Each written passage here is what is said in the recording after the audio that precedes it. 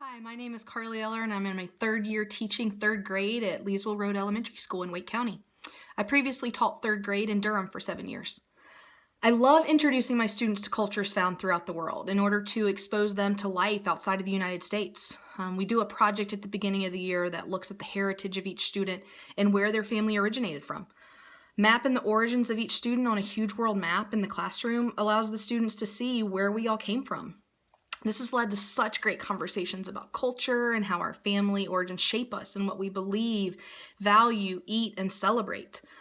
This activity allows each student to share about their family and their way of life, and students are able to hear and appreciate the differences we have because we came from different places.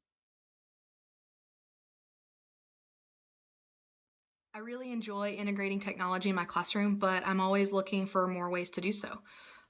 Right now, when introducing a tough concept or skill, I like to use video clips from LearnZillion and BrainPop and Vocabulary as part of a mini lesson.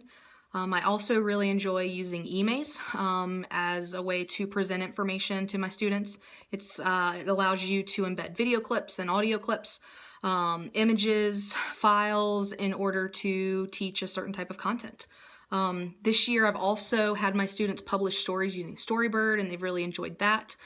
Currently, I'm setting up a class blog. I think it's going to be a great way for the students to be able to tell their parents what they're learning and what's going on in our classroom. I'm excited to learn new ways to integrate technology because I know that when used effectively, it leads to higher engagement and it helps prepare our students for 21st century learning. When teaching literacy, I follow a balanced literacy framework. I'm a big fan of introducing new concepts and skills during a short mini lesson. I like to incorporate daily read alouds, normally with a chapter book at a 4th or 5th grade level so that I'm able to model what good reading sounds like for my kids. I'm also a big fan of guided reading because with those leveled groups, I'm able to meet with them multiple times a week and really zero in and focus in on comprehension, specifically higher order thinking questions.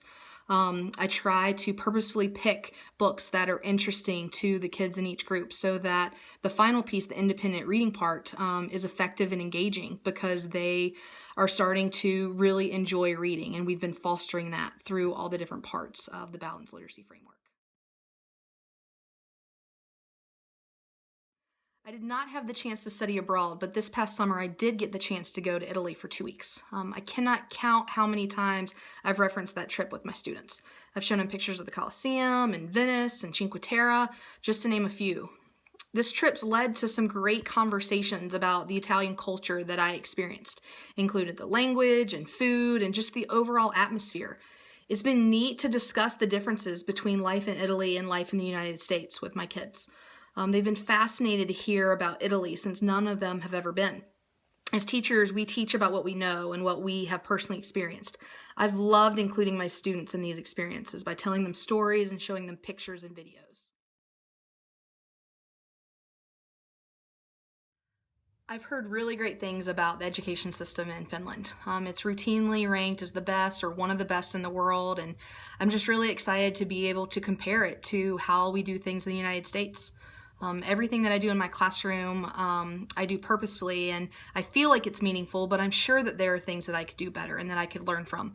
And I'm really excited to be able to learn from them and then come back and implement new ideas and new things so that I can do a better job teaching my students.